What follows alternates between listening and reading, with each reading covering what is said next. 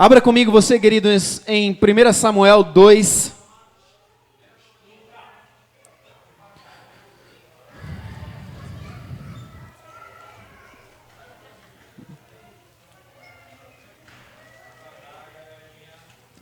E antes de nós lermos, enquanto as crianças sobem, enquanto elas sobem, eu quero rapidamente, queridos, te contar uma pequena história. Amém? Vocês estão aí?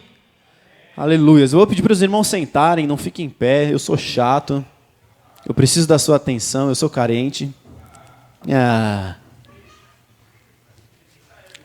Mas eu quero te contar uma historinha, querido. Certo dia,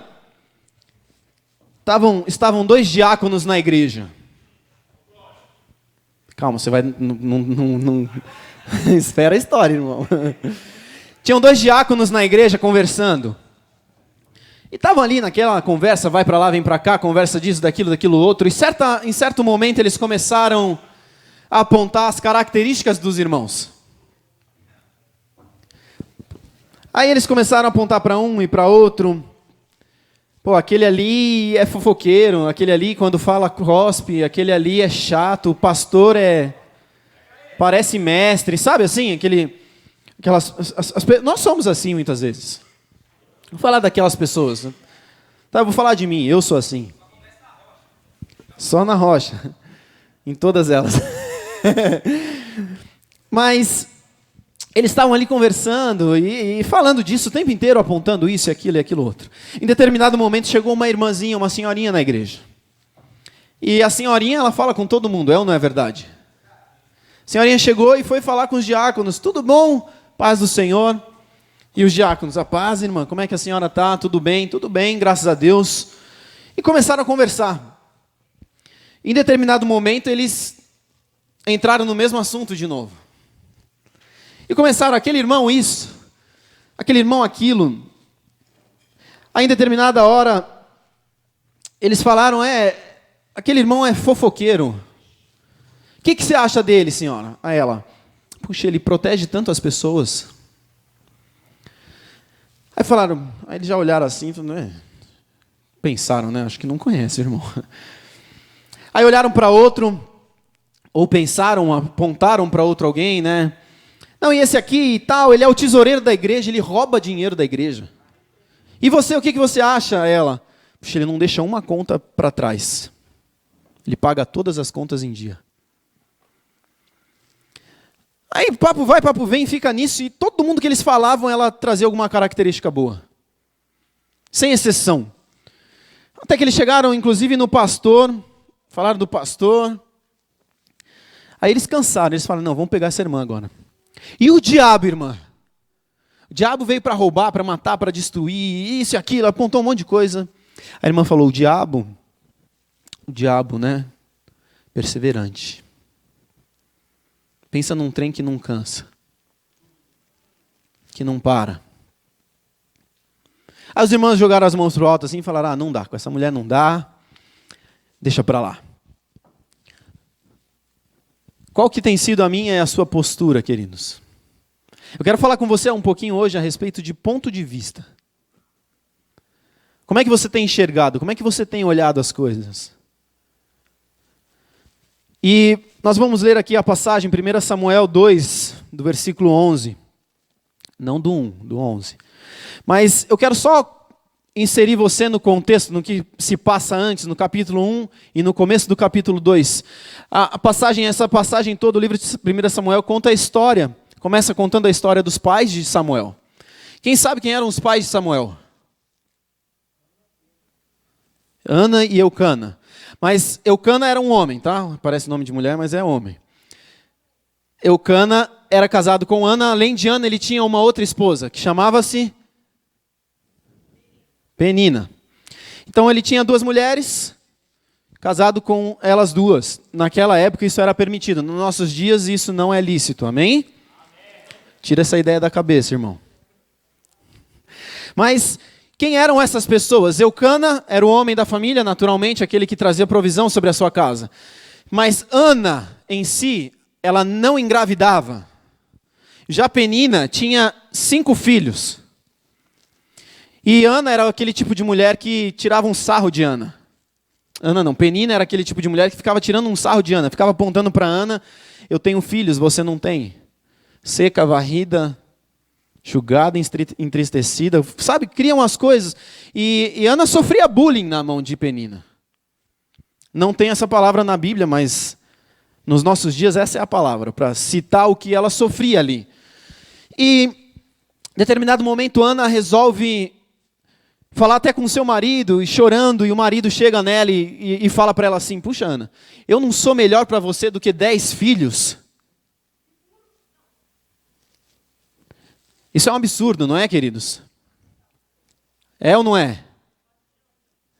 É ou não é, queridos? Eu quero te dizer, não, não é. Sabe por quê? Quando a palavra nos diz assim: deixará pai e mãe e se unirá à sua mulher, constituirá uma família, certo? Certo. O homem e marido começam a constituir uma família. A família começa ali? Sim, a família começa ali. É isso que a palavra diz. Deixará pai e mãe para constituir a sua família. Depois, é claro, o fruto dessa família permanece. Ou deixa eu te perguntar outra coisa, então vamos para um outro extremo da vida.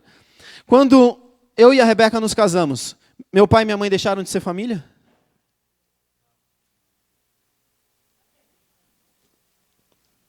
E por que é diferente no começo? Eu não deixei meu pai e minha mãe para me casar? Minha irmã não deixou meu pai e minha mãe para se casarem? E eles deixaram de ser família? Não. Tá, até aí tudo bem. Então quando ele diz isso, eu não sou melhor do que 10 filhos, eu entendo que o contexto, o que ele quis aplicar está errado. Os filhos têm a sua total importância. Mas o mais importante, queridos, para a mulher e para o marido, são a mulher e o marido. Para a mulher é o marido, para o marido é a mulher. Porque lá na frente, quando seus filhos casarem, quando Isaac casar, quem é que vai restar? O Caio. Espero, né, que o Isaac case antes. Mas quando o Caio e o Isaac casarem, se a gente não tiver outros filhos, o que vai me restar?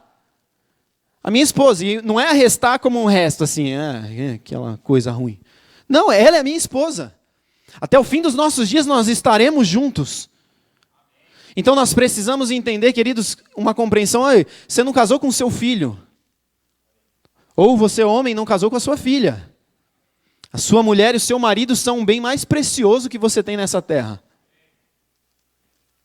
Os filhos são extremamente importantes. A palavra diz: os filhos são herança do Senhor. Bendita coisa são os filhos da sua juventude. Ele fala um monte de coisa. Filhos são uma bênção. Mas o mais importante para mim e para a sua vida, enquanto casados, é a sua esposa ou o seu marido. No meu caso, a minha esposa. Tá? Homem com mulher, mulher com homem. Amém? Só para deixar claro, para não ter dúvida. Mas Eucana chega e fala isso para Ana, e Ana chora. Que absurdo, né? Enfim. E ela resolve ir para o templo, descer ao templo ou subir ao templo para orar. E ela sobe ao templo, e quando ela chega no templo, quem está lá? O sacerdote, o profeta Eli. E aí ela ora, ou ela chora, sabe aquele momento de choração, não de oração que você tem? Sabe? Não é só Edinho, não. Nós todos temos momentos, queridos, que você entra assim, você não consegue falar, você não consegue dizer nada, você só chora. De soluçar. Eu já tive momentos assim, eu já tive vários momentos assim. E deixa eu te dizer algo, queridos. O Espírito Santo é aquele que interpreta as línguas. Ele interpreta também os gemidos. E ele sabe o que você está querendo dizer quando você não consegue dizer o que você quer dizer. E ele te responde. Amém? No momento certo, na hora certa, ele vai te responder. Eu vou falar um pouquinho disso mais para frente. Mas ela está ali naquele momento de oração e ele olha para ela e fala: puxa, ela está bêbada. Aí dá uma cajadada nela e ela fala: não, meu Senhor, eu estou orando. E aí ele entende o que estava acontecendo e ele declara: amém. Que o Senhor te abençoe e traga aquilo que você veio buscar. E o que ela tinha ido buscar ali, queridos? Um filho. Mas qual que foi a oração de Ana? Se você me der, eu te devolvo. Amém? Deixa eu te dizer, a matemática do reino de Deus é meio estranha, queridos. Ela está sem ninguém, certo? Aí ela fala: me dá que eu te devolvo. Ela vai continuar sem ninguém. Você não concorda comigo? Sim ou não? A nossa matemática aqui é muito simples, é objetiva. 1 mais 1 é 2. 1 sem 1 dá 0. Ou seja, ela falou, se você me der, eu te devolvo. E ela continua sem nada. Mas ela foi audaz, queridos. Ela foi audaciosa ali. Ela foi ousada ali. Eu não sei se você e eu teríamos coragem de fazer essa oração. Ou choração. Mas aí ela tem um filho. Aí nasce o filho e tal, ela vai e entrega a Samuel. E aí é onde nós vamos começar a ler aqui. 1 Samuel 2, versículo 11. Então Eucana voltou para casa em Ramá, e o menino servia ao Senhor, ajudando o sacerdote Eli. Presta atenção comigo, queridos. Volta no 11, Mané, por favor. Então Eucana voltou para casa em Ramá, e o menino, que menino? Samuel. Servia quem? Servia quem? Ao Senhor, ajudando o sacerdote Eli. 12. Os filhos de Eli eram homens perversos, que não tinham nenhuma consideração pelo Senhor. Pegou aí já alguma coisa? Não? Já deu para entender? Amém? Vamos orar e ir embora então? Brincadeiras à parte, queridos, eu quero falar com você a respeito disso, que eu já mencionei, ponto de vista, aspectos da nossa visão.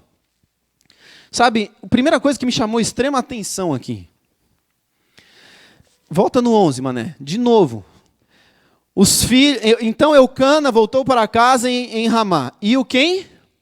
O menino servia ao Senhor. Cara, ele era um menino. E ele servia ao Senhor. Aí já vai por terra as nossas desculpas para não servir a Deus. Ah, porque eu não sei, eu não consigo, eu não posso, eu não tenho, eu não... O cara é um menino. É um menino. Eu acredito que ele devia ter aí por volta dos seus 4 anos, 5 anos. E ele fazia o quê? Servia ao Senhor. Queridos, nós precisamos derrubar isso. Não, porque eu preciso acontecer, eu preciso daquilo outro, eu preciso. Não, você não precisa de nada. Você só tem que servir. Sirva sem medo. Não, porque eu preciso ser santo. Ei, ele já se fez santo no nosso lugar, morreu e deu o lugar dele para nós. Ele conquistou o que precisava ser conquistado para as nossas vidas. Ele já realizou no nosso lugar o que precisava ser realizado, porque até então a humanidade inteira não havia conseguido fazer. Absolutamente 6.000 anos se passaram, desde Adão até Jesus, e nenhum homem nessa terra conseguiu fazer o que precisava ser feito. Mas Jesus veio e fez o que precisava ser feito. E a gente está aqui ainda dando desculpa. Não, porque eu não posso, porque eu não consigo, porque eu não sei. Agora, olha o que é interessante. O menino servia ao Senhor fazendo o quê? Ajudando ao sacerdote Eli. Querido, talvez você não tenha encontrado a sua vocação. Talvez você não saiba o que é a direção do Senhor. Qual é o seu chamado dentro dos 5 ministérios. O que o Senhor preparou para você especificamente. Eu quero te dizer, comece servindo a homens. Servindo aos seus líderes, servindo ao seu chefe, servindo aos seus pais em casa. Comece fazendo alguma coisa, ajude o seu líder, a sua liderança, quem quer que seja ela. E você estará o quê? Servindo ao Senhor. No meio disso tudo você vai encontrar o que o Senhor tem para você como vocação. Não fique de braços cruzados.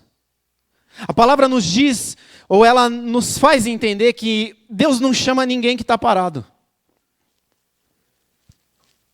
Ou você vê lá, estava ele deitado na rede, por isso Jesus o chamou. Tem isso? Tem isso, querido? Não tem. Nós precisamos romper, pai, queridos, com a nossa limitação nesse sentido. Mas olha só, versículo 12. Os filhos de Eli eram o quê? Homens perversos. Agora, pensa comigo, queridos. Samuel era um filho adotivo, você concorda comigo? Sim ou não? Ele sabia quem era sua mãe, ele sabia quem eram seus pais. Os pais dele subiam uma vez ao ano, então uma vez ao ano eles viam seus pais biológicos, mas ele morava num lugar que ele era o filho que não era o filho. Entende? E olha só, qual era o exemplo que os irmãos dele davam para ele? O que os meninos eram ali? Os filhos de Eli eram homens perversos. Fala para o irmão do seu lado, perversos. Misericórdia. Não precisa repetir. Pode dizer se você quiser. Mas os meninos eram homens maus, queridos. Eles eram pessoas ruins num contexto geral ali. Então, já cai por terra aí outra desculpa que nós damos. Porque eu já ouvi isso.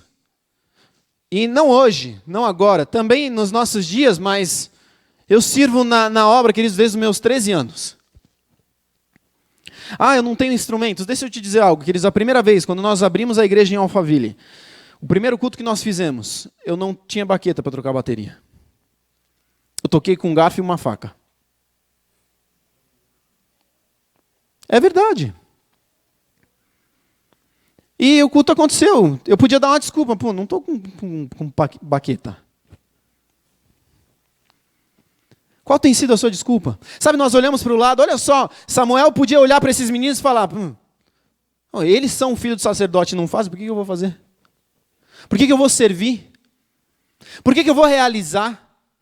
Eu sou adotado, eu estou nesse lugar sabe, ele podia ter um senso de, sei lá, aceitação, ele podia sofrer de transtornos psicológicos, eu fui abandonado, minha mãe me deixou. Você vê alguma menção disso? Queridos, sei lá, 4 anos. Vamos dar muito para ele, 10 anos. O menino servia. Menino, quando a palavra diz menino, é menino. Procura no original, vai na tradução, você vai ver que é tudo isso. É menino, garoto, pequena idade, é tudo ali. Cara, um menino servindo a Deus, com um baita de um exemplo péssimo do lado. 1 não, 2. Para vocês terem ideia, o que esses meninos faziam? O que esses irmãos faziam? Eu vou apontar 2 coisas. Nós vamos ler, acho que mais para frente, eu acho que eu deixei anotado aqui.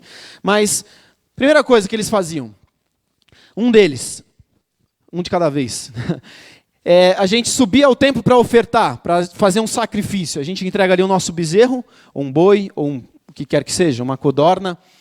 E os meninos faziam o quê?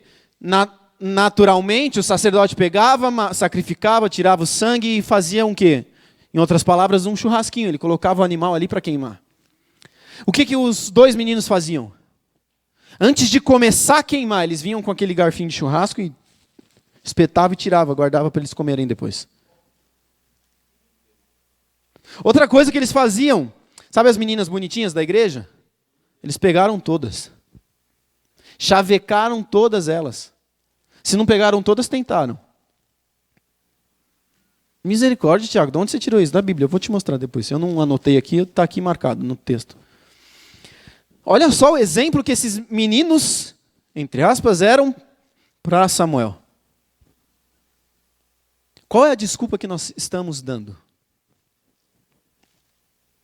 Ao silêncio da morte.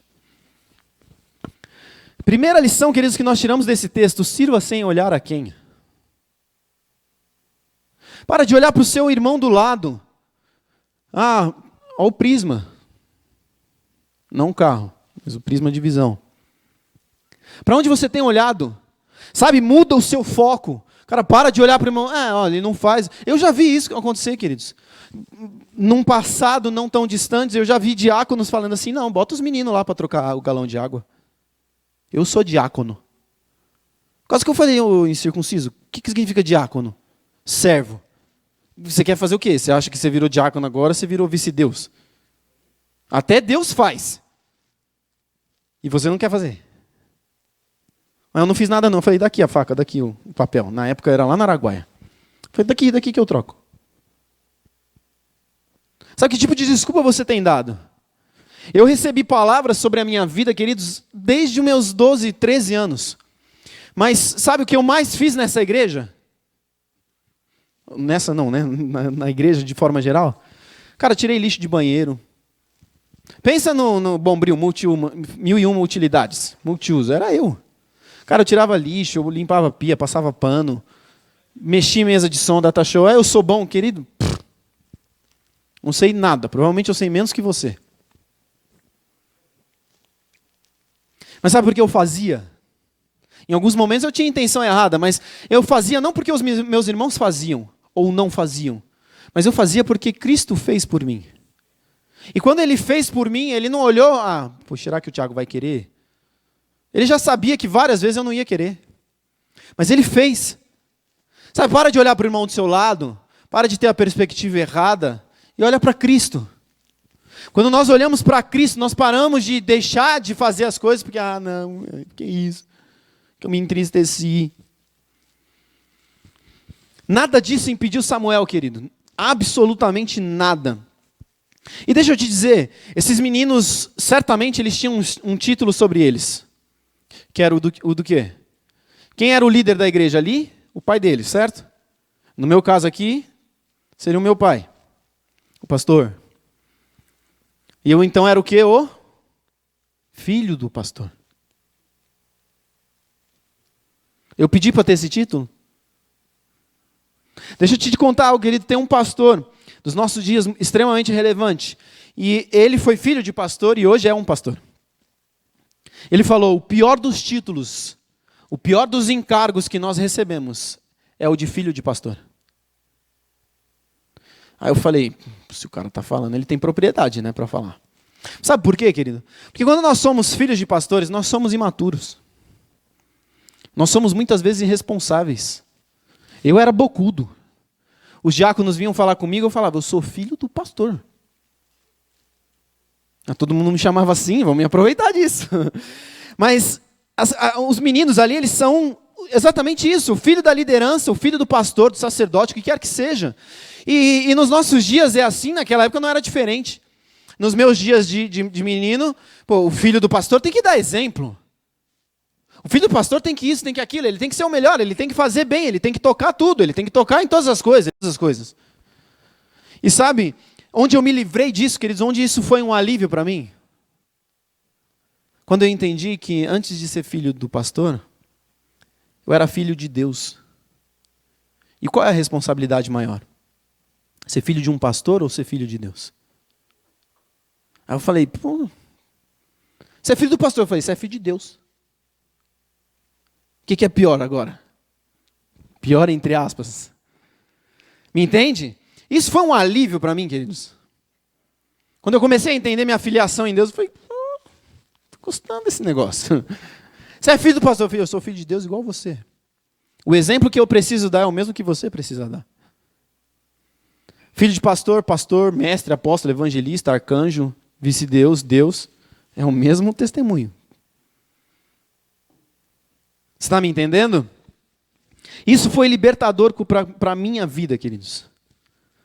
Agora, quando os meninos crescerem, o Caio e o Isaac, se um dia eu for, de fato, um ordenado pastor, não vira para eles ser filho do pastor, porque eu vou ensinar eles isso. Se alguém falar isso para você, filho, respeite a pessoa, mas diga, ei, nós somos filhos de Deus, nós somos filhos de Deus. Este é um princípio, queridos, que nós precisamos entender. O texto diz ali, o menino servia ao Senhor ajudando Eli. É o primeiro dos pontos, queridos, nós só servimos a Deus, servindo a homens. Não existe outra forma de servir a Deus. Eu te desafio a me dizer uma forma diferente dessa. Sirva a Deus, sem ser servindo aos homens. Eu sou baterista. Por que você toca a bateria? Porque você está adorando ao Senhor em primeira instância, isso é claro, ou o teclado, ou o violão, ou o baixo. Por que eu toco um instrumento? Por que nós montamos uma banda aqui? Para conduzir a igreja, então nós estamos servindo a igreja, servindo a Deus. Eu estou pregando aqui nesse momento. O que eu estou fazendo? Eu estou servindo vocês. Não existe forma diferente dessa, queridos. Se você não gosta de pessoas, eu sinto lhe dizer, mas infelizmente você poderia não ter nascido, era mais fácil, porque não existe outra forma. Se você não amar pessoas, se você não amar almas, o que você faz é em vão. Nós precisamos mudar o prisma, nós precisamos entender a coisa de fato como ela é. Sirva ao Senhor servindo aos homens. Como eu disse, eu fui o famoso multiuso, mas sirva ao Senhor servindo a homens como? Numa célula. Hashtag, fica a dica. Mas não só nisso, queridos. Sirva a Deus servindo em um dos setores ministeriais, infantil, diaconato, mesa de som, data show. Sirva. Nós precisamos ter equilíbrio, é claro. Eu não estou falando para você virar um rato de igreja. Mas, ei, deixa eu te dizer uma coisa. Ter equilíbrio não significa não fazer nada. Ter equilíbrio é ter equilíbrio. Não fazer nada é diferente disso. Você está me entendendo? Está comigo? Dá um glória a Deus aí, irmão, em nome de Jesus. No louvor vocês estavam empolgados. O que aconteceu? Cajadada? 1 Samuel, aqueles versículos 17 e 18. Vamos pular um pouquinho para frente. Olha só, e já falando dos meninos. O pecado desses homens era muito sério aos olhos do Senhor, pois eles tratavam com desprezo as ofertas para o Senhor. O 18. Samuel, porém, embora ainda fosse apenas um menino, ele era o quê? Apenas um menino. Servia a quem? Ele usava uma veste de linho semelhante à do sacerdote. Eu já disse, queridos, os meninos eram horrendos, eram um exemplo extremamente ruim. Mas essa passagem ela é muito clara para nós. Um menino, Samuel, servia ao Senhor. Eu vou bater um pouquinho nessa tecla, porque a palavra, nesse texto aqui, no decorrer desse texto, ela fala mais de 4 vezes. Um menino, Samuel, servia ao Senhor. Agora, deixa eu te perguntar uma coisa. Eu já falei disso outras vezes. Para mim, até quando eu li com essa perspectiva esse texto, Eli era o pior dos profetas, o pior dos sacerdotes que passou na história. Por quê? Olha os meninos que ele criou. Esses 2 irmãos eram horríveis. Você concorda comigo ou não? A palavra já está apontando isso. Mas quando eu li, e queridos, essa é uma sugestão que eu quero deixar para você. Quando eu li essa Bíblia aqui, toda vez que eu termino de ler a Bíblia, eu pego essa Bíblia e guardo. Eu começo uma sem marcação, sem texto, sem nada. Só com a Bíblia ali de novo. Por quê? Porque eu não fico viciado naquilo que Deus já falou comigo. Eu dou espaço para Deus falar novas coisas. E eu estava lendo essa passagem sem nada, sem marcar texto, sem nada, não tinha nada marcado ali. E o Senhor, Ele me acendeu uma questão. Ele falou, Ti, você disse que Eli foi o pior dos profetas. Eu falei, como não? Já imaginando que o Senhor ia, para onde Ele me ia conduzir, né? Eu falei, Ele vai me derrubar, mas Ele vai ter que me mostrar para me derrubar. Eu falei, olha aqui, Deus, isso, aquilo e tal. Ele falou, mas quem é que levantou Samuel? Eu falei, doeu. Aí foi onde o Senhor começou a falar, Ti, muda a perspectiva. Eu falei, faz sentido, Deus, porque Samuel foi criado por quem, queridos? Por Eli. Samuel, na minha humilde opinião, ele foi o maior dos profetas. E aí Deus falou para mim isso, Tiago, quem foi a liderança sobre a vida de Samuel? O mesmo que criou os 2 irmãos perversos foi o que criou Samuel, que foi o maior dos profetas. Aí eu comecei a pensar, puxa Deus, estou entendendo. Eu estou entendendo.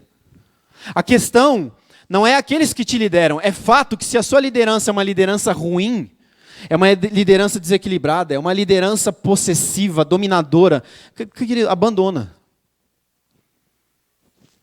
Mas se a sua liderança é uma liderança sadia, se a sua liderança é uma liderança que é conduzida de fato pelo Senhor, e você tem ouvido não, você tem ouvido admoestação, você tem sido cuidado, amado, cara, não abandone. A questão não é por si só a liderança, mas o meu e o seu coração.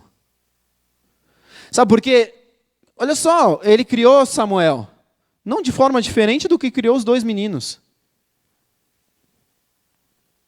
Mas Samuel foi o maior dos líderes, dos sacerdotes, e os meninos não. Qual era a diferença? Qual foi a diferença? Exatamente o que eu já disse, o coração. A disposição de Samuel de não olhar para os meninos, mas olhar para Deus. A primeira menção de Eli na palavra, ele está o quê? Sentado. A última menção de Eli na palavra, ele está o quê? Sentado. Uma liderança que permanece sentada, querido. Cuidado.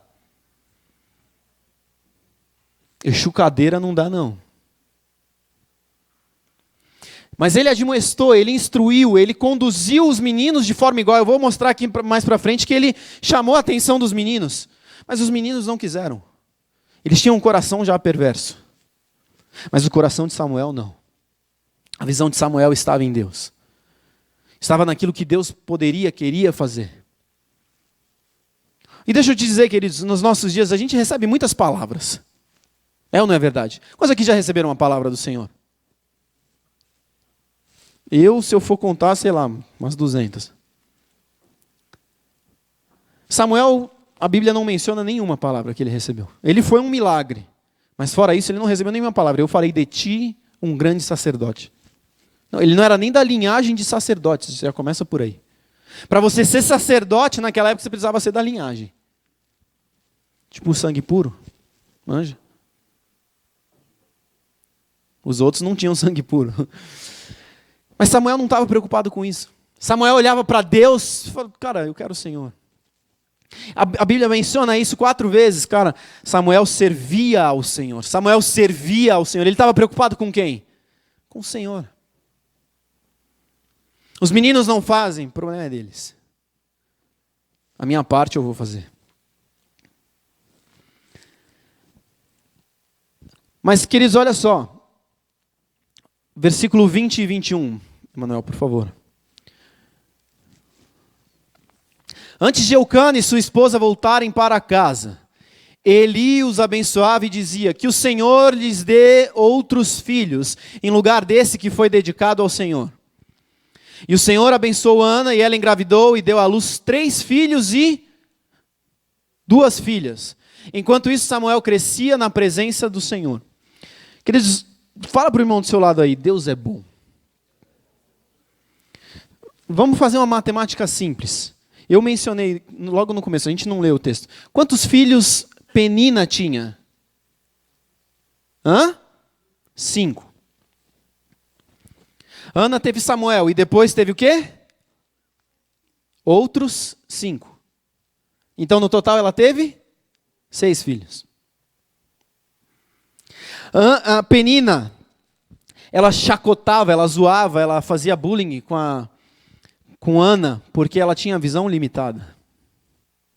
O seu hoje não é o que o Senhor enxerga para a sua vida como um todo. Penina olhava para Ana e falava, Ana, você não tem filhos. E Ana chorava. Você não tem filhos. E Ana chorava. Ficava naquela balbuciação o tempo inteiro. Aí Ana faz uma oração audaz. Dá-me filhos, Deus, e eu te devolverei. E aí ela tem 6 filhos. No fim das contas, a matemática pura e simples. Quem que estava na frente na corrida? Ana teve 6 e Penina teve 5. Mas deixa eu te dizer algo a mais, queridos. Lá na frente, bem lá na frente depois, Samuel se tornou o sacerdote da nação. Naquela época o sacerdote era praticamente um rei sobre a nação. Aí ela se tornou o quê? Ana era mãe do rei. Penina era o quê? Aí Ana, Penina e Eucana subiam ao templo para adorar o Senhor. E Samuel falava, mãe, vem aqui, senta aqui ao meu lado. E Penina ficava onde?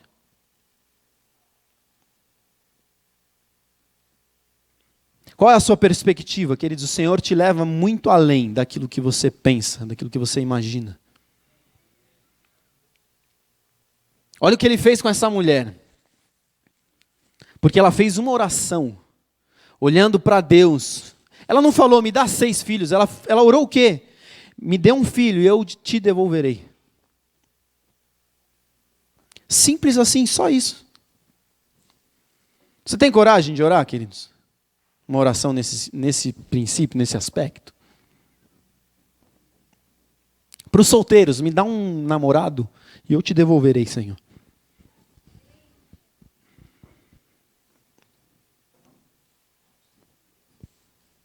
Para os casados, me dá um filho e eu te devolverei. Ou para ainda quem é órfão, me dá um pai e eu te devolverei. Imagina o filho abrir mão de um pai pelo Senhor. Você tem coragem de fazer uma oração nesse sentido, queridos? Isso é muito forte. O que o Senhor faz na vida dessa mulher não é pouca coisa, não. Fala para o irmão do seu lado, Deus não é gente, não. O que Deus faz, queridos, vai muito além. Ele supre. Ele é, olha só, eu anotei aqui, Ele é o seu auxílio, Ele é o seu refúgio, Ele é a sua fortaleza, Ele é o seu Deus bem presente, Ele é o eu sou, para toda e qualquer situação na sua vida, Ele é. Ah, eu estou com um problema financeiro, Ele é. Eu preciso vender o carro, Ele é. Eu preciso vender 3 carros. Ele é. Você tem coragem, queridos, de orar? Me dá esse carro, Deus, e eu te devolvo. Eu oferto ele na sua casa. Sem pensar que ele pode te dar outros 5, como aconteceu com Ana. Mas simplesmente assim, Deus, me dá esse carro e eu te oferto ele. Me dá essa casa e eu ofertarei ela ao Senhor. É difícil, queridos, fazer isso. Mas como eu falei, Deus ouve. Deus escuta e Deus responde, mas por vezes a nossa perspectiva com relação a isso é errada. A gente usualmente se angustia, porque a gente ora e Deus não nos dá aquilo que nós pedimos ou sonhamos. Já aconteceu isso com você? Só comigo que aconteceu. Sabe por que a nossa perspectiva é errada? Quando deveríamos mais do que nunca compreender a perspectiva correta de que Ele não nos dá o que nós queremos, mas aquilo que nós precisamos. A coisa muda. Ah, Deus, eu quero isso. Aí você não recebe, significa o quê?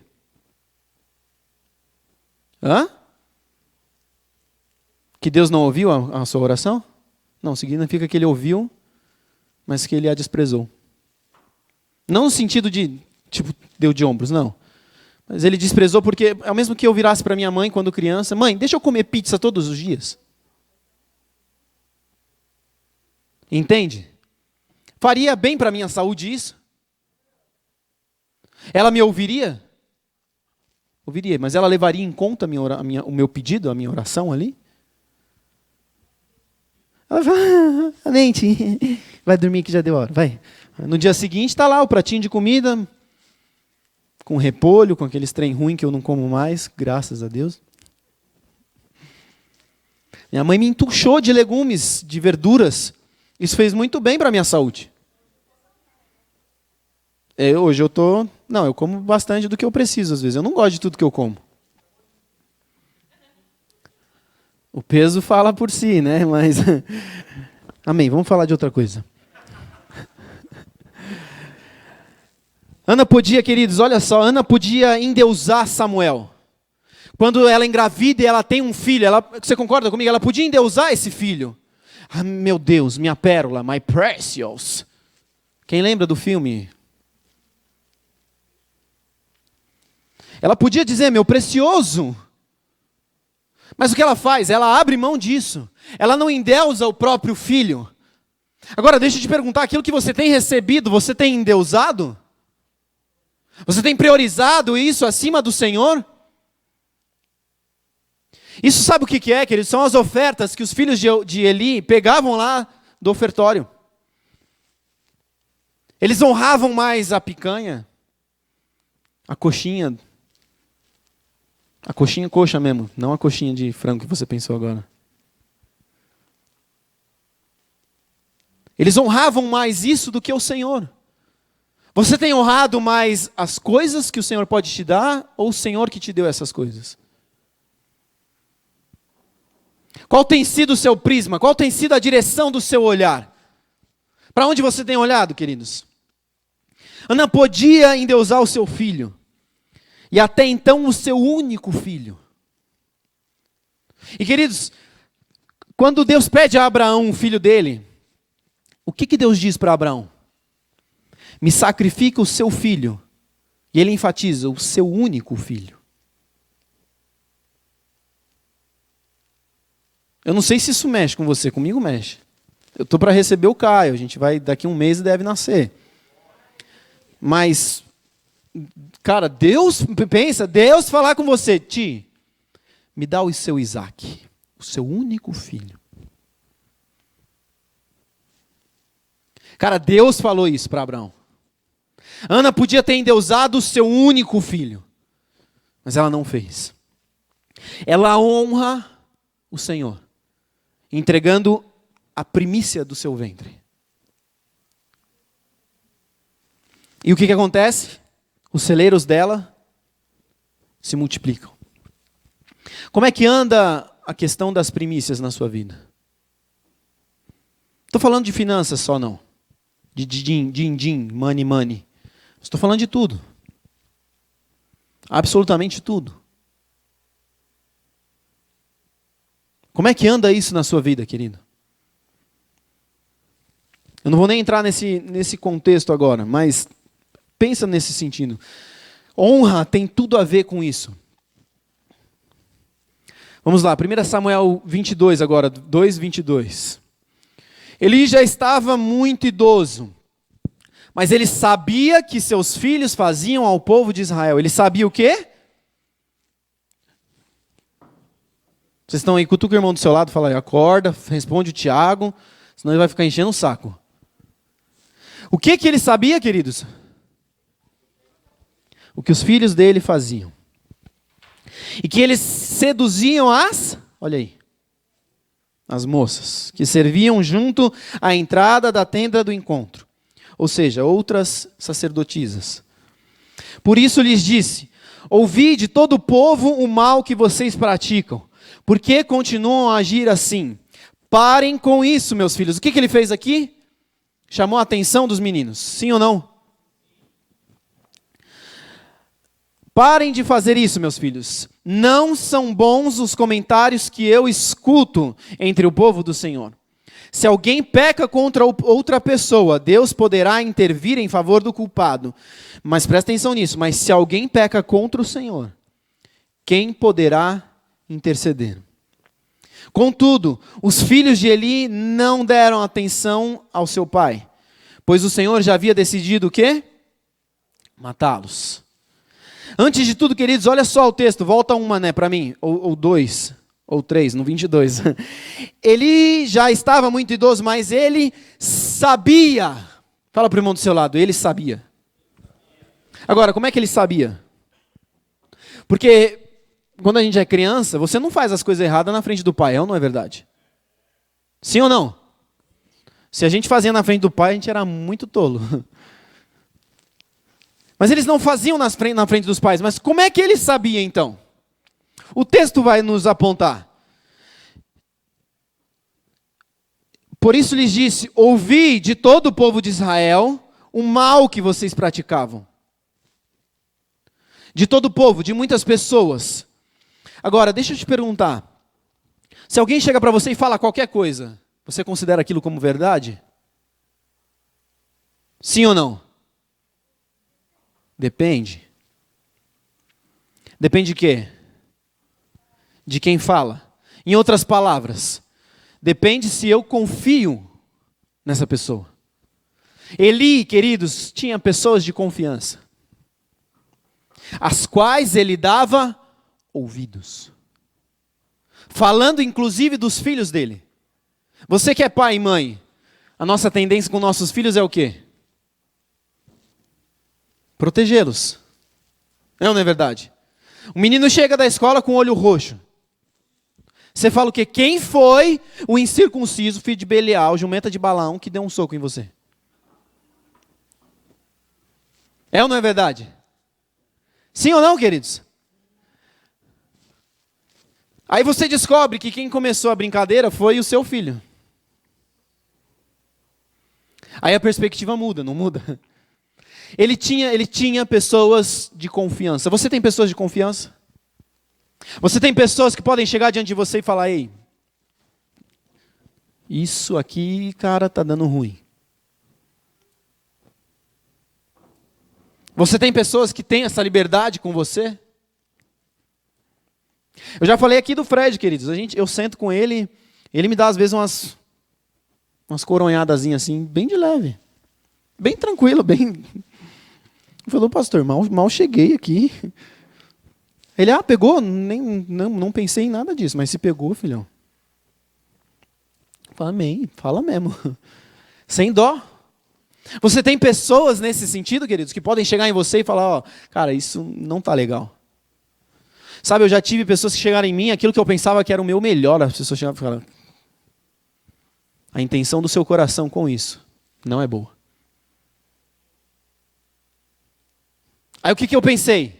Tá desviado. Claro que não, queridos. Talvez tenha, mas eu não... Depois, naturalmente, eu refleti, eu meditei. E eu sou uma pessoa que eu busco muito isso, eu gosto de ouvir, eu gosto de sentar e, cara, me fala aí, você está vendo alguma coisa? Eu peço, vira e mexe, eu peço. Para aqueles que eu lidero, eu chamo às vezes, cara, fala de mim, sem dó.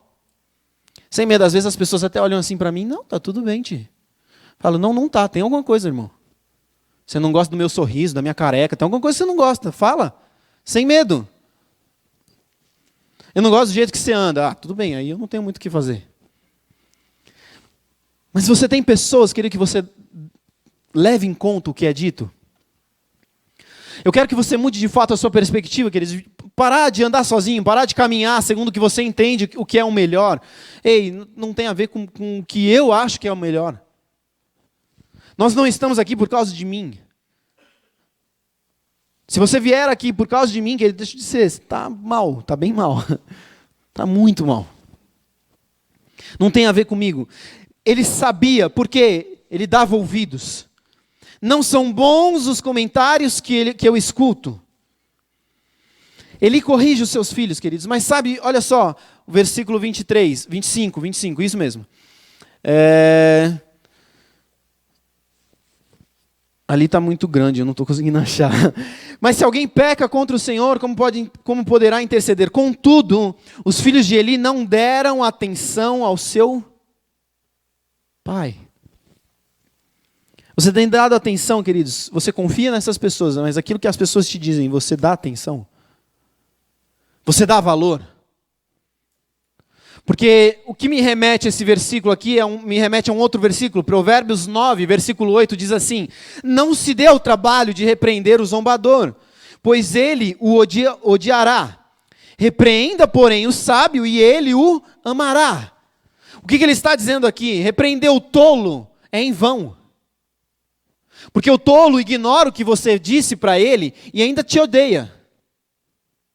Agora deixa eu te dizer algo, queridos. A palavra nos diz que Deus repreende, Deus corrige a quem Ele ama. E nós, todos que são líderes, todos que exercem alguma questão dentro da igreja, que chegam para me admoestar ou para admoestar alguém, eles estão exercendo o que Deus exerce sobre nós como corpo. Eles estão te amando. O mínimo que você deve fazer é levar em conta. Agora, você despreza o que as pessoas te dizem, o que isso significa? Que você é um tolo.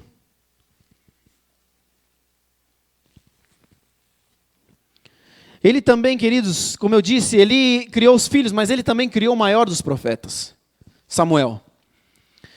Ele foi imprescindível para a vida de Samuel. Se não tivesse havido um Eli, não haveria um Samuel. Se não tivesse existido um Saul, não haveria um Davi. E eu já disse também, puxa, Saul foi o pior dos reis. Ou um dos piores reis. Porque perseguiu Davi. Mas aí, deixa eu te dizer algo. Olha para o filho de Saul, Jonatas. Esse homem, ele foi fiel a quem? Antes de honrar, antes de favorecer o seu próprio pai, ele favorecia a quem? A Deus. Porque a palavra diz em algum momento que Saul lança um decreto de morte sobre Davi. Mas Jonatas já havia entendido que Deus estava levantando Davi para reinar no lugar de seu pai. E ele não se preocupa em fazer com que Davi morra. Mas ele se preocupa em Davi assumir o seu lugar, porque ele seria o herdeiro do trono.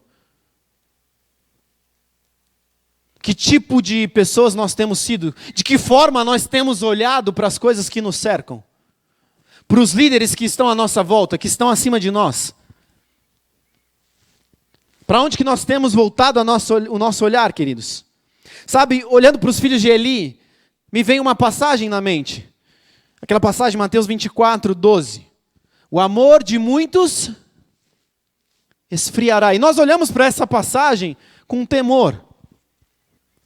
É ou não é verdade? A gente fala, Deus, a gente ora citando esse versículo, Deus, não me deixe esmorecer, não me deixe esfriar. Mas como nós estamos falando de ponto de vista, queridos, eu quero te trazer um outro ponto de vista. O amor de muitos esfriará. E aí em acrescentares de Tiago, mas não todos. Não sei se você entendeu. O amor de muitos esfriará, mas não todos. Para de olhar para aqueles que vão esfriar com medo de você fazer parte disso. Mas olha para isso, muitos se esfriarão, mas eu não faço parte deles. Eu faço parte daqueles que se mantiveram aquecidos. Que mantiveram o seu amor quente, borbulhando pelo Senhor. Aonde que está a tua visão? Sabe, a gente tem um prisma de olhar sempre para o lado ruim. É ou não é verdade? Ou só eu que olho para as coisas ruins? Muda o foco, queridos. Eu tenho problemas. Você tem problemas? Agora, a questão é, os problemas te têm? Porque se nós vivemos em função dos problemas, os nossos olhos estão nos problemas e não no Senhor que supre os nossos problemas. Eu tenho problemas, mas eles não me têm. Eu errei, mas eu não sou o meu erro. Você não é o seu erro. E eu não sei por que você não deu um glória a Deus, aleluia. Com lag não vale. Brincadeira, claro que vale.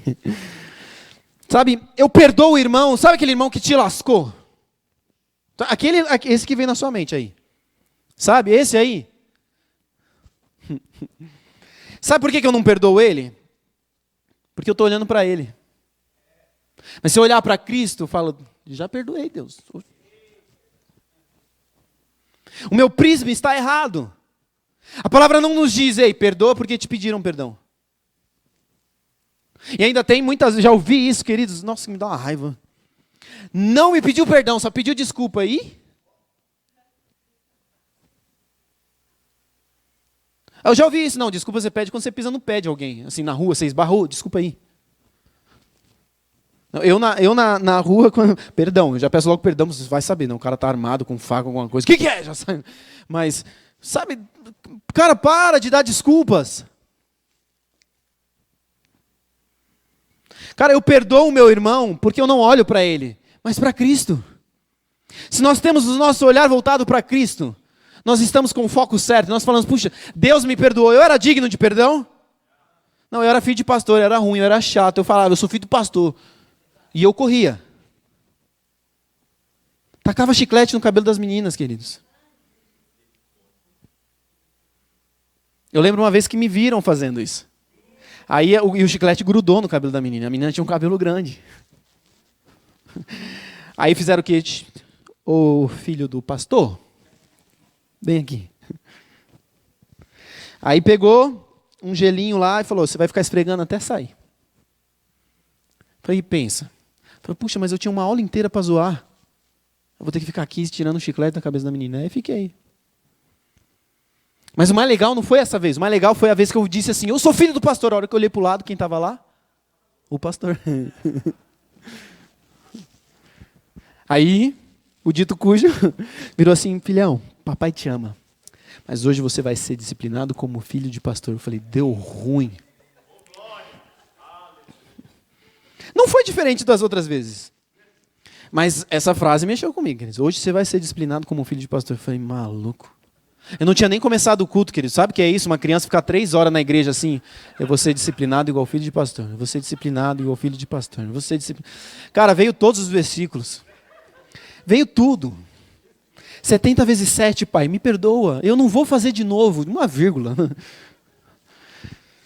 Nós precisamos mudar o prisma, queridos. Deixa eu te contar uma breve historinha. Lá em Congonhas, certa vez, talvez o Edinho estivesse junto com a gente nesse período. A gente estava brincando de bolinha de gude na frente da igreja. E a igreja lá de Congonhas, a Nova Vida, né, de Congonhas, ela tem uma rampa assim grande. E a igreja ali é uma avenida mesmo. A gente tem aqui, a nossa é a Avenida Ômega, mas é mais deserto que o deserto. Né? Mas a avenida lá, ela é movimentada. E a gente brincando de bolinha de gude, e uma das bolinhas caiu, rolou e atravessou para o outro lado da rua. Eu corri, desci, parei no pé da rua esperando para atravessar. Eu tinha por volta de uns 12, 13 anos. Mas um amiguinho nosso, de 7 para 8 anos, ele desceu voado. E eu que estava no pé ali, eu estava aqui assim, olhando aqui, estava vindo um carro ali. Eu falei, ele passou, eu atravesso. Eu só escutei um menino, eu pego! A hora que eu olhei aqui, ele já estava aqui, passando. Isso não deu tempo nem de suspirar. O cara viu, freou assim, jogou para um lado, o menino desceu correndo, mas desceu assim num gás. Eu falei, caraca, como é que ele conseguiu fazer essa coisa? Ele entrou na pista e voltou assim. O coração dele, ele, com aquele olho arregalado assim, ele sentou e começou a chorar. Por que eu estou te contando isso? Não aconteceu nada, depois eu atravessei, peguei a bolinha, o pai do menino brigou com o menino, porque ele fez o que não devia fazer. Mas onde é que estava o prisma do menino?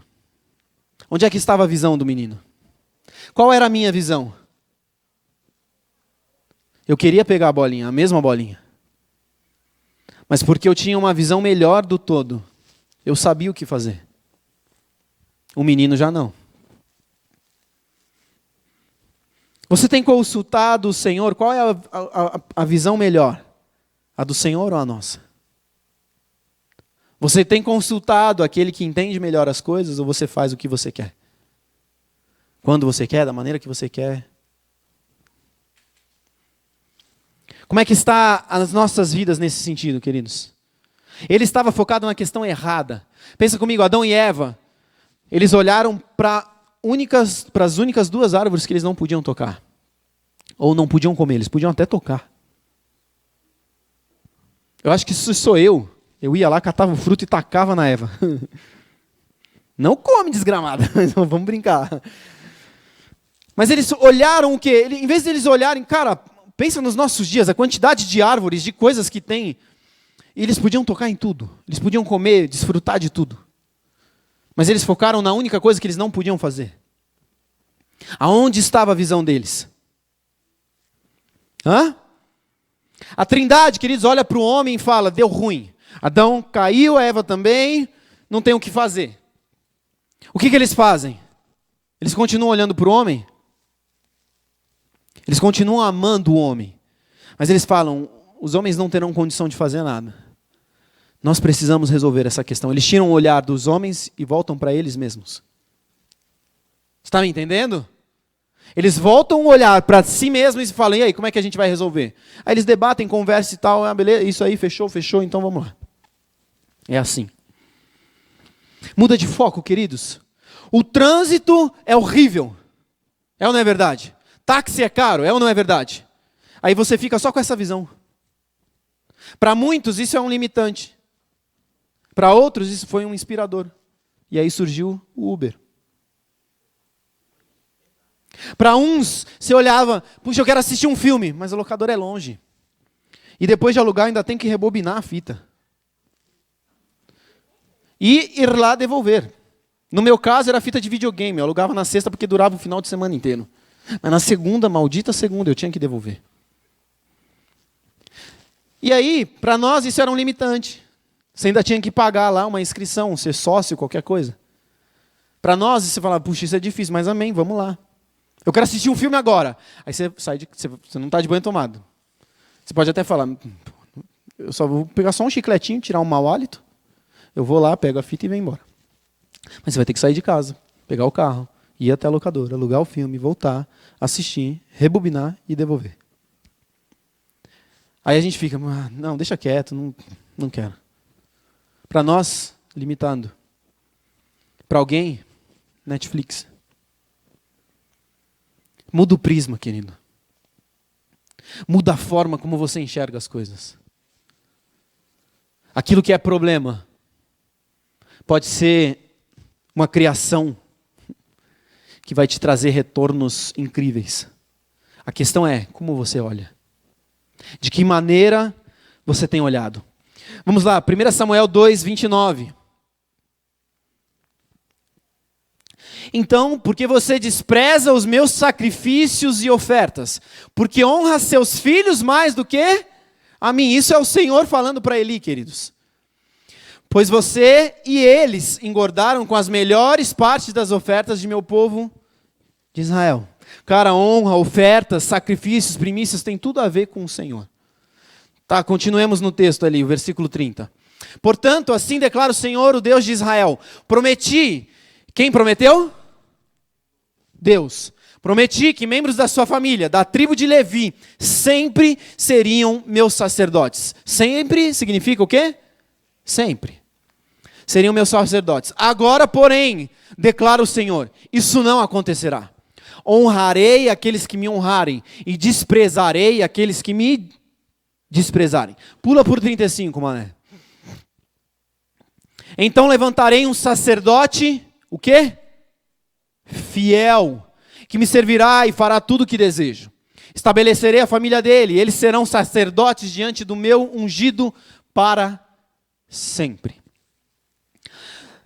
Nós já ouvimos aqui, eu tenho batido nessa tecla quase que todos os domingos. Nós já ouvimos aqui, eu tenho promessa, eu não morro. Tipo assim, eu sou um Highlander, eu só morro se cortar minha cabeça. Enquanto a promessa não se cumpre, nada acontece. É tipo isso. Mas o que diz o texto? Volta lá para o 30, para o 29. Não, para o 30. Então, porque você despreza meu sacrifício... Portanto, assim declara o Senhor, Deus de Israel, prometi que membros da sua família, da tribo de Levi, sempre seriam meus sacerdotes. Agora, porém, declara o Senhor, isso não acontecerá. Eles tinham promessa? Isso aconteceu? A minha e a sua promessa estão condicionados à nossa fidelidade ao Senhor. Deus não tarda, queridos, eu já disse isso outras vezes, mas nós muitas vezes tardamos o agir do Senhor nas nossas vidas, porque nós não somos fiéis a Ele. Aí a obra do Senhor não se cumpre, não se realiza no tempo que Ele sonhava. Por quê? Porque eu não fiz a minha parte. Sabe, eu recebo a promessa, eu deito na rede e fico lá esperando ela acontecer.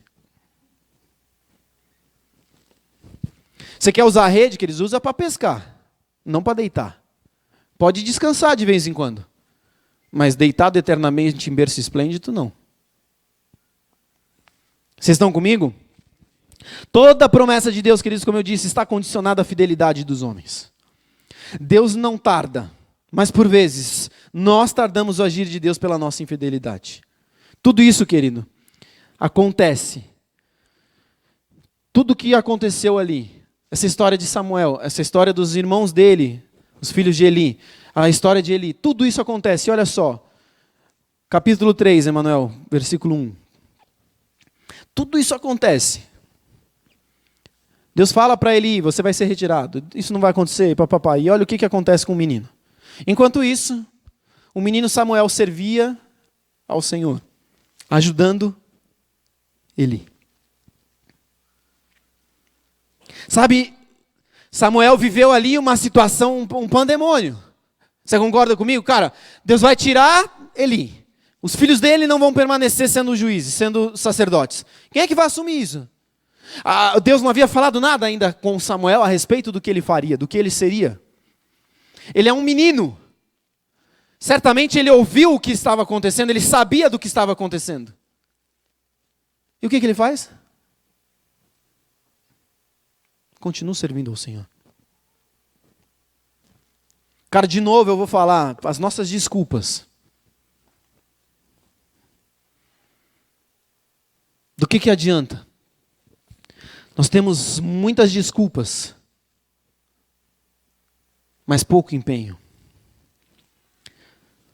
Querido, sabe por que Samuel foi o maior dos profetas? Porque ele honrou a Deus, independente de tudo. Cara, tudo acontece, tudo, o maior terror ali. Os meninos maus. E querido, você sabe, pensa comigo, você é novo, você é menino. Você tem lá os seus 12 anos. Chegam os meninos mais velhos, 19, 20, 21. Você olha para eles com o quê? Com respeito, minimamente. É ou não é verdade? Nem que seja por medo. Esses meninos estão ali tocando um terror acontecendo, mas você se permanece centrado, focado no Senhor. Tudo à sua volta diz que não. Eu me lembro daquela música de novo, eu cantei um tempo atrás. Quando tudo diz que não, tua voz me encoraja a prosseguir. Sabe, ele foca os olhos no Senhor e fala, eu não vou parar. As coisas podem ruir, as coisas podem dar ruim, tudo pode acabar aqui. Eu não vou parar. Eu acho que se Deus não levantasse ele, ia falar, quem é o próximo sacerdote? Eu quero te servir. Eu quero permanecer naquilo que eu sei fazer hoje. No meu ofício de hoje, que é o quê? Servir a Ele. Eu estou servindo ao sacerdote. E não importa o que aconteça. A palavra diz que Deus já havia declarado, eu não sei você, mas pensa comigo. Cara, ele não vai ser mais o sacerdote. Samuel sabia. Mas Samuel permanece servindo. Você tem noção do que é isso? Você sabe que o cara não vai estar lá. Que ele já não vai mais ser. Mas você permanece servindo. Por quê? Porque os nossos olhos, os olhos de Samuel não estavam em Eli, mas no Senhor. Aonde estão os seus olhos? Para onde você tem olhado? Dalila pregou sobre isso outro dia. Se você não assistiu, hashtag, fica a dica, assiste lá. Mas, uma última lição, ou quase a última. 1 Samuel 3, o versículo 4.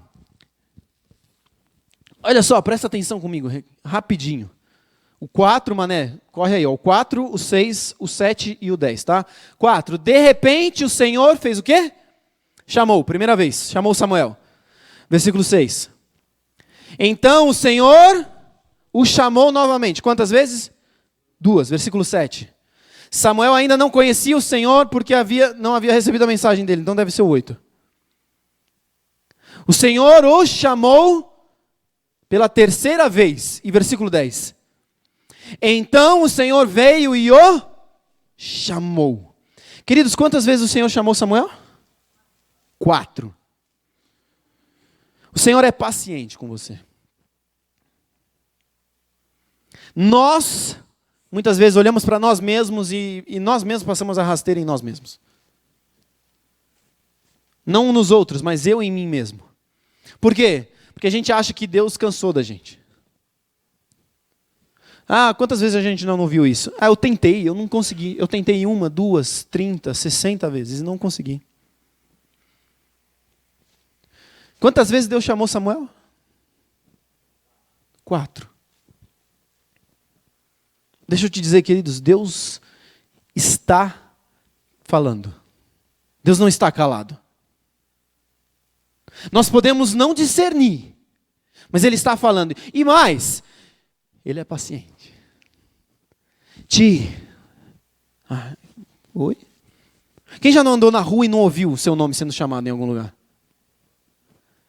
É ou não é verdade? Você já não ouviu? Deixa eu te dizer, provavelmente uma dessas vezes foi Deus falando. Mas nós não discernimos. E que eles não têm problema. O que acontece? Hein? O que acontece? Deus volta para nós e de novo. Rebeca, João, Felipe, Deglemestinovaldo.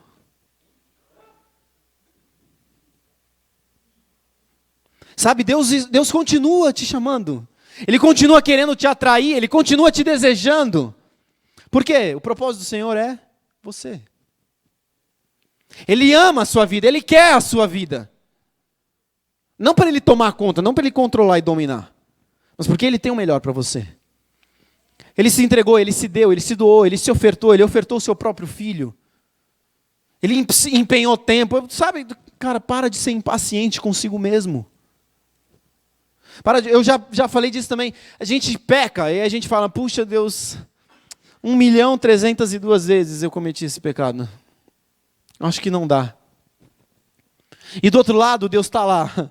Cara, 1.302.000, falta só uma vez. E depois dessa vez, você vai compreender de uma forma tão real e diferente aquilo que é sobre a sua vida, que essa será a última. Prisma. Não é que precisamos pecar mais uma vez.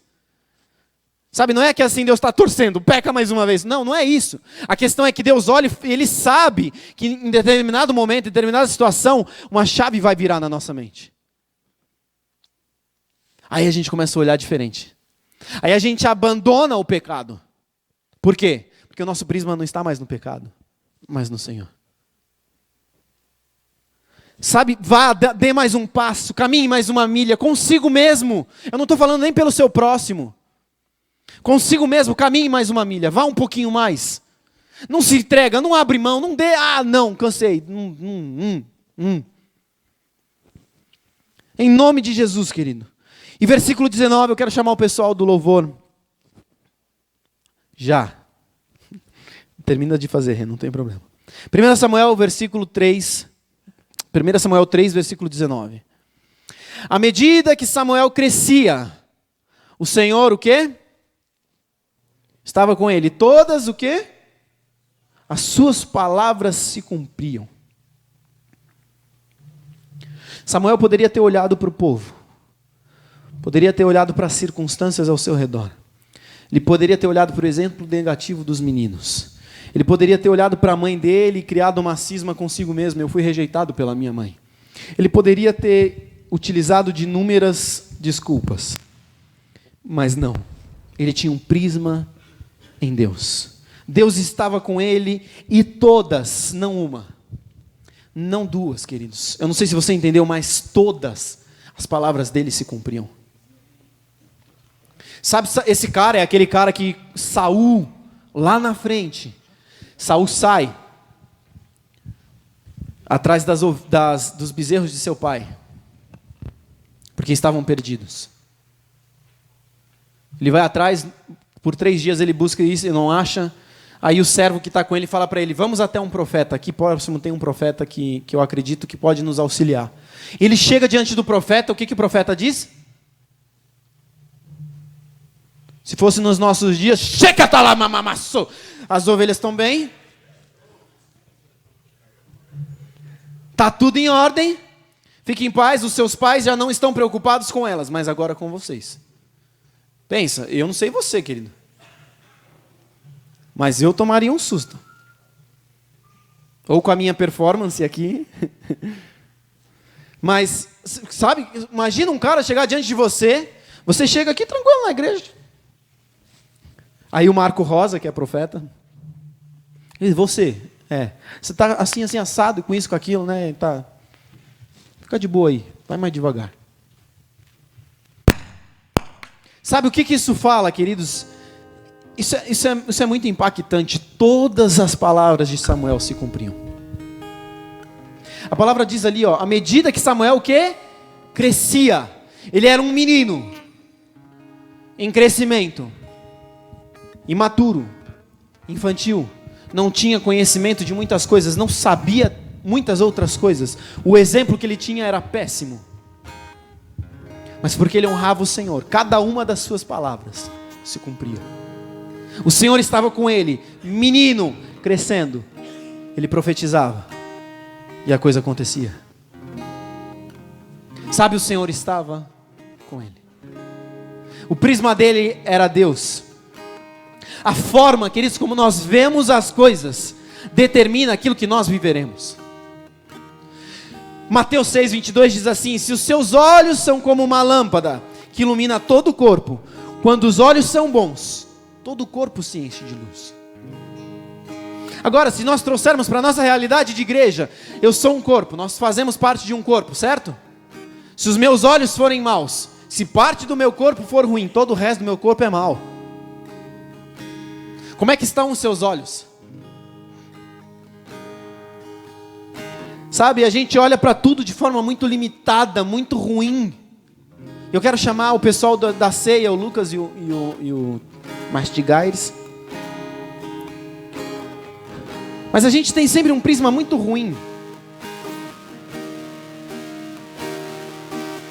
Sabe, tem poucos servos, muito trabalho, eu não vou fazer.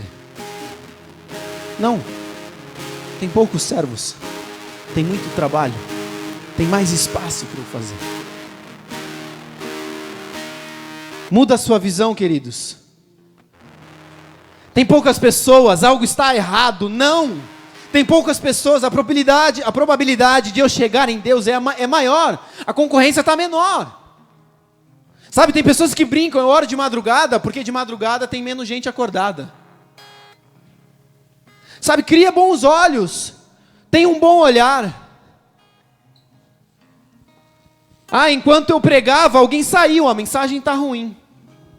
Não, a mensagem está tão boa que ele foi chamar alguém para ouvir também. Cria um bom olhar. Pare de olhar para tudo, queridos, com um prisma negativo, infernal. Veja possibilidades e não limitações. Olhe para as questões à sua volta e fala, cara, qual é a possibilidade de eu fazer alguma coisa com isso? E não, o que isso me impede de fazer? Não, muda a sua forma de olhar. Muda a sua forma de enxergar. Muda o seu prisma, queridos. Em nome de Jesus, eu vou pedir para o pessoal já distribuir os elementos. Se coloque de pé no seu lugar, queridos. E olha só, a última coisa, se o celular não acabar a bateria. Tudo que não é tratado nas nossas vidas, queridos, trata de nos matar. Eu não sei se você entendeu, eu vou repetir. Tudo que não é tratado nas nossas vidas, trata de nos matar. Martinho Lutero disse isso: pensei que o velho homem havia morrido nas águas do batismo, mas o infeliz sabia nadar. Agora eu preciso tratá-lo todos os dias. Sabe, uma dor de dente, ela pode nos levar à morte se ela não for tratada. Uma gripe, ela pode nos levar à morte se ela não for tratada. Aquilo que nós não tratamos tem a possibilidade de nos matar. Então o que eu estou fazendo essa noite é te trazendo uma consciência, cara, trata a forma como você olha e enxerga as coisas. Porque senão isso pode te matar. Espiritualmente, principalmente. Não morra, a minha intenção é que você não morra. Você quer morrer espiritualmente? Então permanece como você está. Se você não quer, muda. Precisamos tratar, queridos, do nosso ponto de vista. Afinal, a visão do nosso ponto de vista nem sempre é uma vista de um bom ponto. Deu para entender ou deu ruim? Nós precisamos tratar no nosso ponto de vista.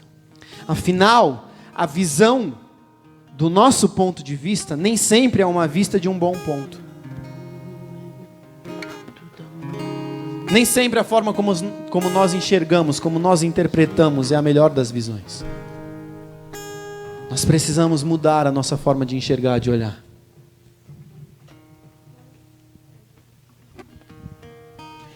Nós vamos cantar esse louvor pela fé. Aí, mudou aí, irmão.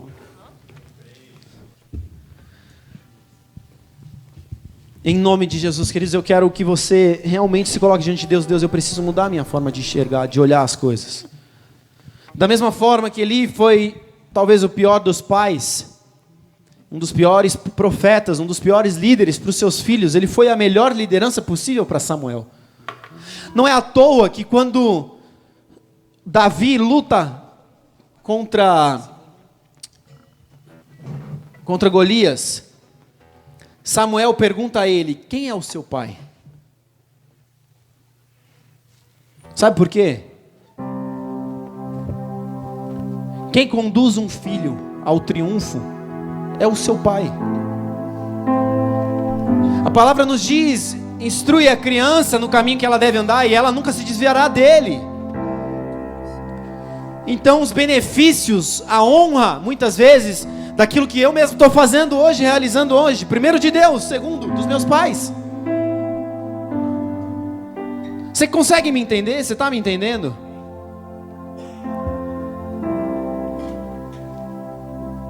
Muda o seu ponto de vista, querido.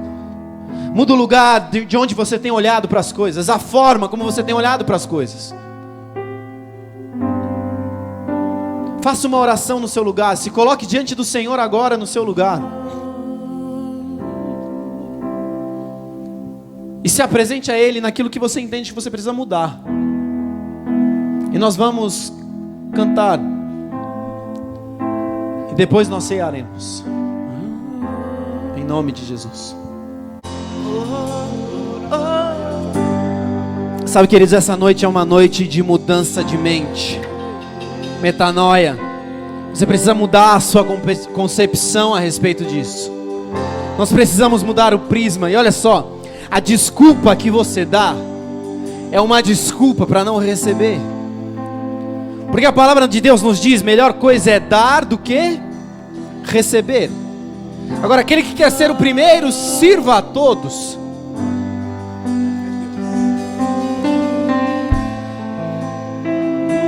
Se você espera receber alguma coisa, se você espera ainda viver alguma coisa no Senhor, chega de desculpas. A desculpa que você dá é uma desculpa para não receber. Essa é a noite onde você, diante de Deus, querido, deve se colocar para mudar. Olha para Ele e fala: Deus, porque eu olho para Ti, eu quero liberar perdão. Porque eu olho para Ti, eu quero estender a minha mão. Porque eu olho para Ti, eu quero ter a Sua visão, o Seu prisma a respeito do todo que eu estou vivendo. A minha visão é limitada, o meu ponto de vista não é o melhor ponto para se olhar, mas o Seu é o melhor dos pontos.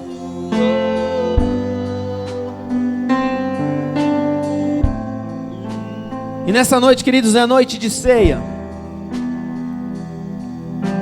Que bom momento para nós ceiarmos, que bom momento para nós nos lembrarmos do que o Senhor fez por nós. Porque dessa forma também nós paramos de olhar para nós, mas nos voltamos para Ele. Sabe, tudo que Ele fez pela minha e pela sua vida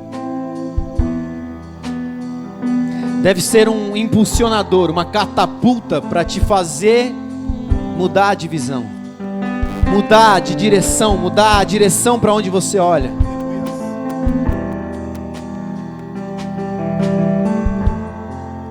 E com o pão e com o cálice na mão, eu quero pedir para o tio Nai orar para nós, abençoando o pão e o cálice nessa noite.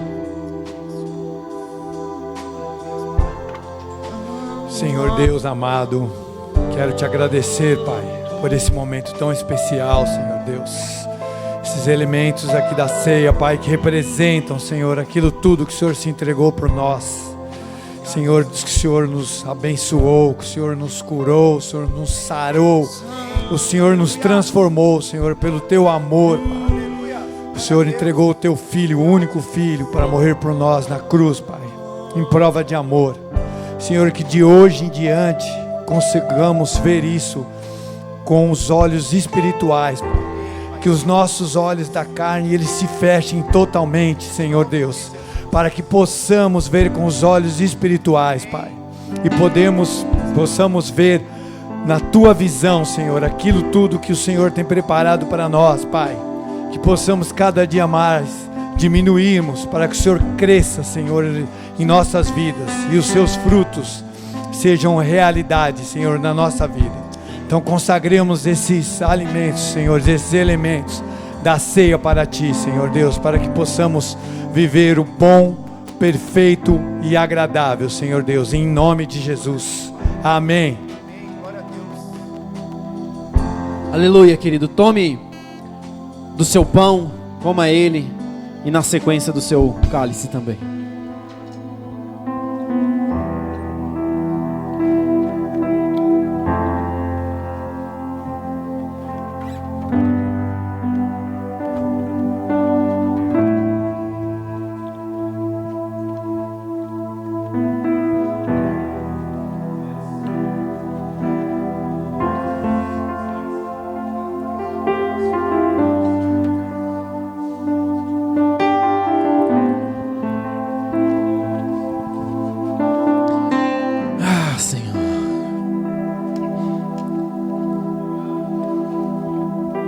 Sabe, nessa hora,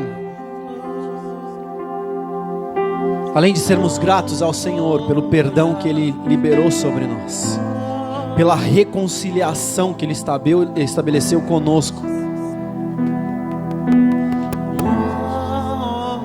nós precisamos nos reconciliar com os nossos irmãos. Eu quero te convidar. Você pode recusar o convite, mas eu quero te convidar. Se você tem alguma questão com alguém, a liberar perdão nessa hora. Se a pessoa está aqui, vá até ela, dá um beijo, um abraço. Se ela não está, espiritualmente, declara isso em oração. Eu quero liberar perdão sobre essa pessoa. Quero liberar perdão por aquela situação que eu vivi com essa e essa pessoa. Sabe, se você não libera perdão, queridos, se eu não me engano foi Martinho Lutero que disse isso também. Não perdoar é como tomar veneno esperando que outra pessoa morra. Quando você não libera perdão, você só faz mal a si mesmo e nunca ao seu próximo. Então eu quero te desafiar, queridos, a liberar perdão, a mudar o seu ponto de vista. Deus, eu não estou sentindo nada, mas eu quero declarar, eu libero perdão sobre essa pessoa.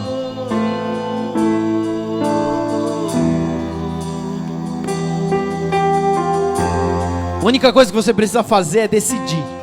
Não adianta você dizer da boca para fora. Se você decidir, Deus, ainda que eu não sinta, Deus, eu decido perdoar essa pessoa.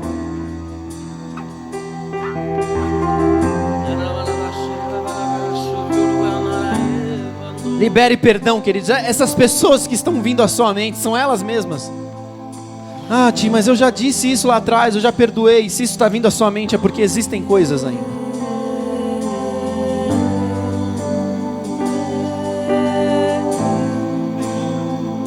E você não pode sair desse lugar ainda carregando isso sobre a sua vida.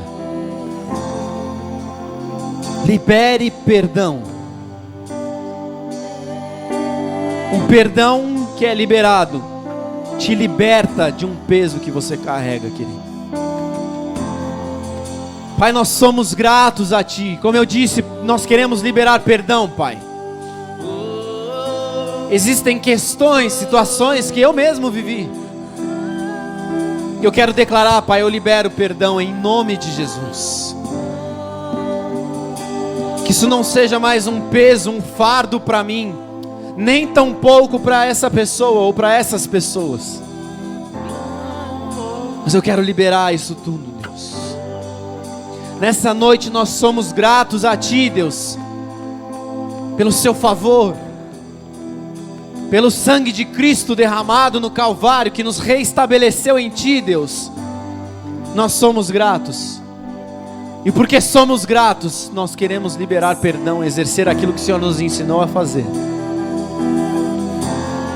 Não importa se eu estava certo, não importa se eu continuo certo, importa que o certo a ser feito é liberar perdão.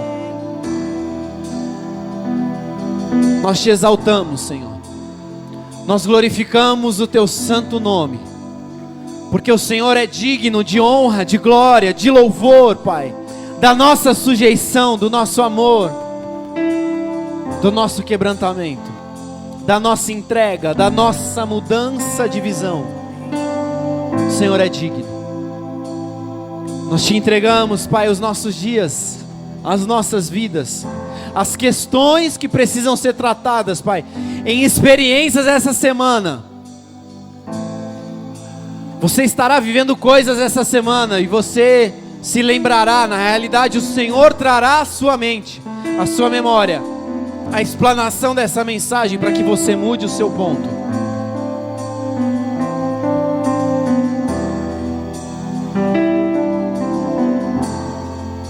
Em nome de Jesus, nos leva, Pai, para outro nível, para outro lugar em Ti, Deus. Em nome de Jesus, nós oramos, Te agradecemos, Pai.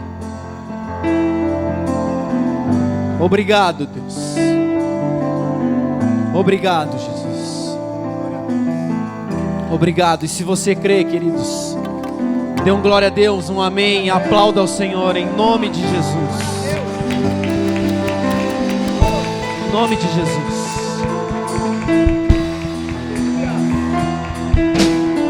Dê um beijo, um abraço numas 19 pessoas aí. Tenha uma excelente semana. Em nome de Jesus, não deixe de passar na cantina, não deixe de passar na mesinha. Tem o livro ali, tem a caneca. Em nome de Jesus.